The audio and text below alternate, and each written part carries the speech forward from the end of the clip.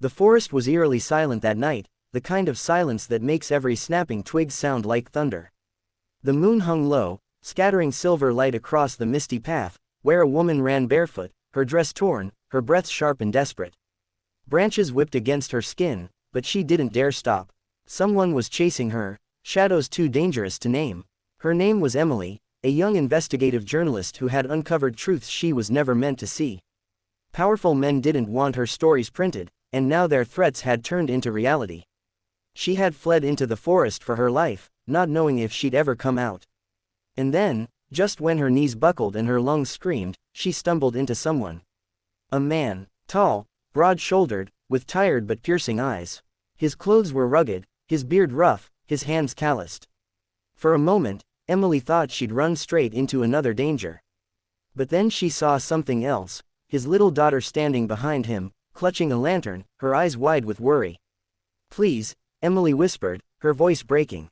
"They're after me." The man's eyes sharpened instantly. He didn't ask who. He didn't ask why. He simply nodded and said in a calm, steady voice, "Stay behind me." His name was Jack. No one in the nearby town knew much about him. Just that he was a single dad raising his daughter alone in a small cabin deep in the woods. He kept to himself, worked odd jobs, and lived quietly. People thought he was just a simple man, maybe broken by loss. What they didn't know was that Jack carried a past so heavy, he had buried it deep beneath layers of silence. But that night, his past came rushing back. Within minutes, the shadows Emily feared appeared between the trees, men with flashlights, harsh voices, and weapons in their hands. They spread out, hunting. Emily trembled, but Jack stayed still, his body tense, like a soldier remembering a battlefield. "Lily," he whispered to his daughter, "go inside. Don't open the door until I come back." The little girl hesitated, but obeyed. Jack turned to Emily. "If you want to survive, you'll do exactly as I say."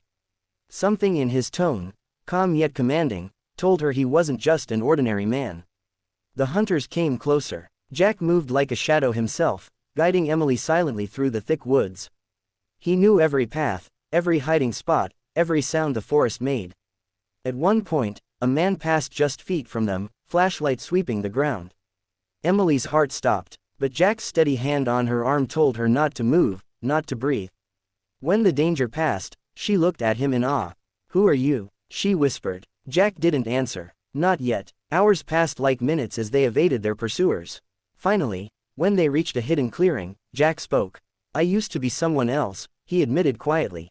"Before Lily. Before this cabin." His eyes clouded with pain. "I worked for people who trained me to fight wars that weren't mine. I did things I'm not proud of. When my wife died, I walked away from it all. I swore I'd never go back." Emily listened, realizing the man who had saved her wasn't just a recluse, he was a man who had once lived in the shadows of violence, now trying to raise a daughter in peace. But peace was no longer an option. The hunters grew more aggressive, and soon they discovered the cabin. Jack knew running forever wasn't possible. So, he made a choice. For his daughter. For Emily. For himself. That night, the forest became a battlefield once again. Jack, who had sworn never to fight, picked up the skills he had buried. With traps he had built long ago, with instincts that had never dulled, he turned the hunters' pursuit into their downfall. Emily, though terrified, stood by him, helping where she could, her admiration for his strength and heart growing with every passing second. At dawn, silence returned to the forest. The danger was gone. The hunters had been stopped, their power broken by a man they underestimated. Emily sat on the porch of the cabin, exhausted, watching the sunrise. Lily curled up beside her father, safe and sound. For the first time in weeks, Emily felt hope. "You saved me," she said softly, her eyes on Jack. "But more than that, you showed me what real courage looks like. Not just fighting, but living, for her, for love, for second chances." Jack looked down at his daughter, brushing a strand of hair from her face. "I'm no hero," he murmured. "I'm just a dad, doing what I have to." But Emily smiled, because to her, and to Lily, that was exactly what made him one.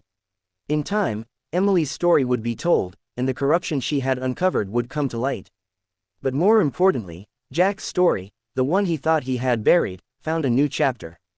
One where he wasn't just a soldier of the past, but a father of the present, and perhaps, the beginning of something more with a woman who saw not his scars, but his heart. Sparkle's inspiring message to end on. Sometimes the strongest people are not the ones who chase power, but the ones who quietly protect, love, and endure. True courage is not in the battles we fight outside, but in the battles we win within, for family, for hope, and for a future worth living.